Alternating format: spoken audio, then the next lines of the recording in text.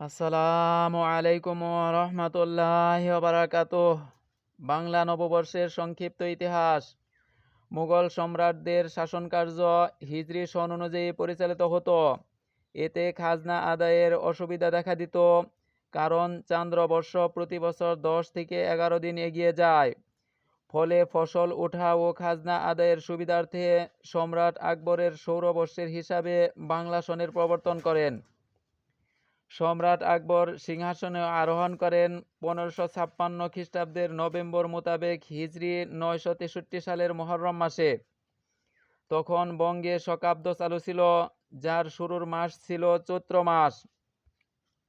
শকাব্দ হল মধ্য এশিয়ার প্রাচীন রাজা শক কর্তৃক প্রবর্তিত সাল। আকবরের সিংহাসনে আরোহণের মাস মুহররমের সাথে শকাব্দের বৈশাখ মাস পড়ে যাওয়ায় তিনি ফসলি সন শুরু করেন বৈশাখ মাস দিয়ে। সেই থেকে চৈত্রের পরিবর্তে বৈশাখ দিয়ে শুরু হয় বাংলা নববর্ষ। পরবর্তীতে 1947 সালে দেশভাগের পর 1966 সালে ডক্টর মোহাম্মদ শহীদুল্লাহকে প্রদান করে বাংলা একাডেমির উদ্যোগে একটি কমিটি গঠন করা হয়।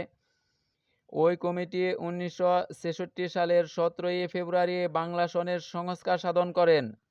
সেখানে বছরের প্রথম 5 মাস বৈশাখ, জ্যৈষ্ঠ, আষাঢ়, শ্রাবণ ও ভাদ্র গণনা হয় 31 দিনে। পরের 7 মাস আশ্বিন, কার্তিক, অগ্রহায়ণ, পৌষ, মাঘ, ফাল্গুন ও চৈত্র গণনা হবে 30 দিনে।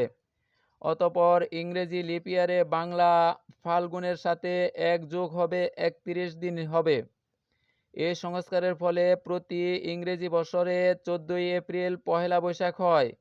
কিন্তু পশ্চিমবঙ্গের নেতারা এ সংস্কার গ্রহণ করেননি, ফলে তাদের পহেলা বৈশাখ হয় আমাদের একদিন পরে।